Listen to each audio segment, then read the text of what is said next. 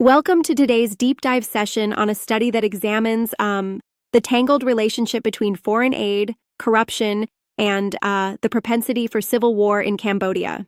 I'm really excited to discuss this. The analysis stretches from historical events like UNTAC and the Khmer Rouge to modern international aid dynamics, right? Exactly.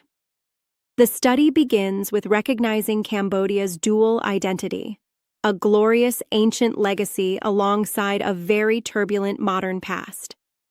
Its history under the Khmer Rouge, coupled with the challenges of post-conflict reconstruction, sets the stage for a country heavily reliant on foreign aid. And yeah, that reliance turned into dependency, didn't it? Over half of the nation's budget, if I recall correctly, came from aid flows at one point. Right, and that dependency, the study argues, isn't just about survival, it feeds into systemic corruption. The thesis suggests that corruption, especially in its grand or political form, robs aid of its effectiveness. Yep. It's like a vicious cycle where aid is supposed to lift the nation but ends up boosting the wealth and power of a small elite. And that cycle is what might eventually fuel conditions for civil conflict. That's radical, if you think about it. Absolutely. The research really zooms in on how, since UNTAC in the early 90s, Cambodia's inflow of foreign aid, both humanitarian and development-focused, has been manipulated. In many cases, especially with foreign loans, the oversight is lax and corruption becomes entrenched. The thesis dives into the idea that loans, more than grants, create opportunities for corruption because they have to be repaid, which gives more incentive for rent-seeking among the political elite. Yeah, exactly. And it's interesting. The study doesn't see the donors as innocent. It argues that despite being aware of these corrupt practices, major donor agencies still push funds into Cambodia. They even sometimes tie aid to conditions like anti-corruption reforms, yet then overlook the shift in actual political behavior when the funds are received. But isn't that a bit contradictory? I mean, if donors impose conditionality, shouldn't that limit the misappropriation of funds? I see what you mean. That's exactly where the complexity lies. The thesis shows that in the 1990s, donors were more forgiving. They turned a blind eye to poor governance to prioritize stability. And even later, with conditionalities like anti-corruption laws, the Cambodian government kept promising reforms, even when, in reality, the structures remained weak.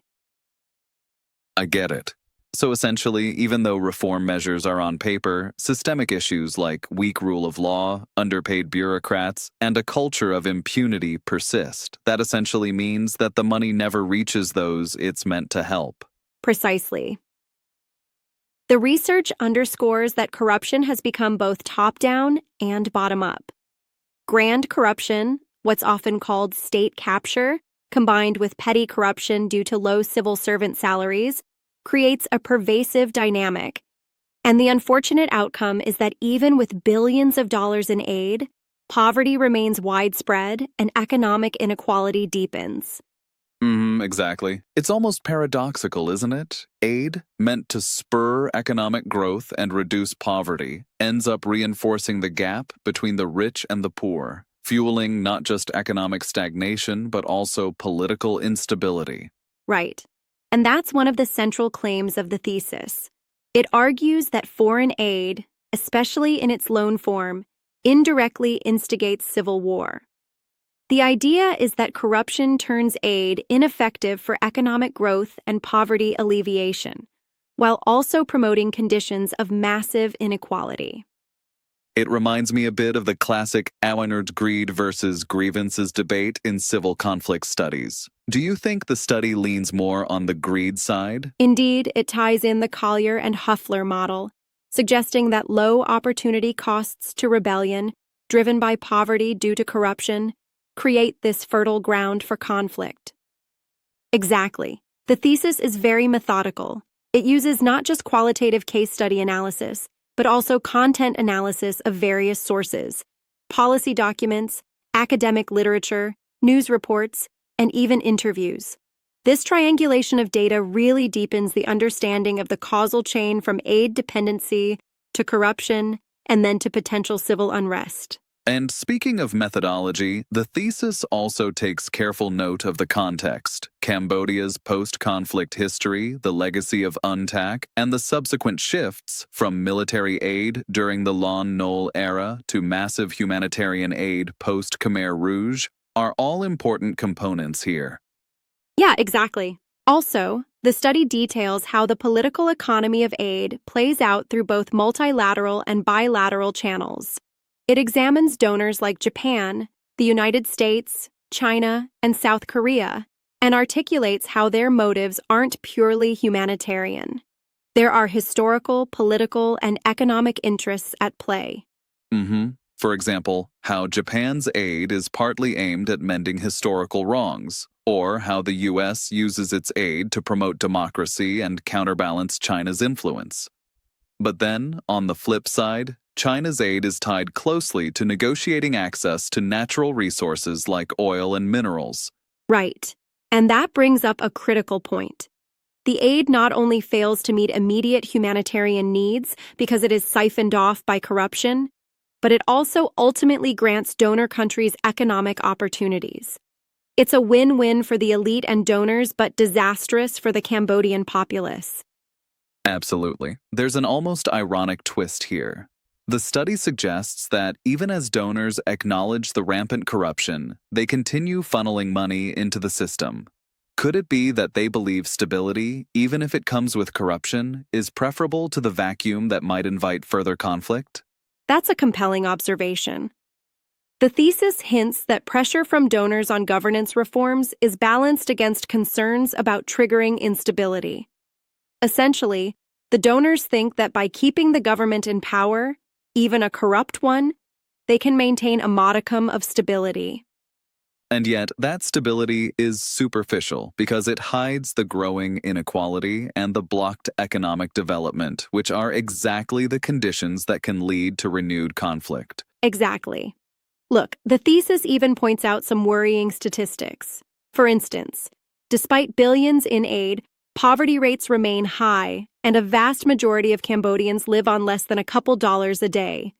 Meanwhile, the aid money ends up inflating the debt even more, with each citizen metaphorically owing hundreds of dollars due to high foreign loan burdens. And that debt burden, combined with pervasive state capture, feeds back into the cycle of corruption and poverty. It's like a self-fulfilling prophecy where the key players, the ruling elite, use aid as a tool to entrench their power even further.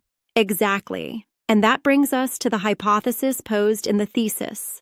Foreign aid, particularly loans, indirectly instigates civil war by partly generating corruption, because corruption renders the aid ineffective in fostering growth and reducing poverty, while simultaneously fueling vast inequality. This is not just an academic musing, it's a pressing cautionary note for policymakers. Yeah, indeed. And I think it also challenges some common assumptions. For instance, one might initially think more aid equals progress, but this study suggests that without robust institutions and genuine reforms, aid might actually backfire. Yes, it's a stark warning that without accountability and proper governance, even well-intentioned aid can become a catalyst for further instability. Now, I must say, while the study is thorough, I wonder, could there be an argument that certain reforms driven by aid conditionalities might eventually break this cycle? I mean, donors do push for anti-corruption laws and improved governance, right? That's a fair critique. That's true. The study does note that, for example, there were promises of anti-corruption laws and public administration reforms.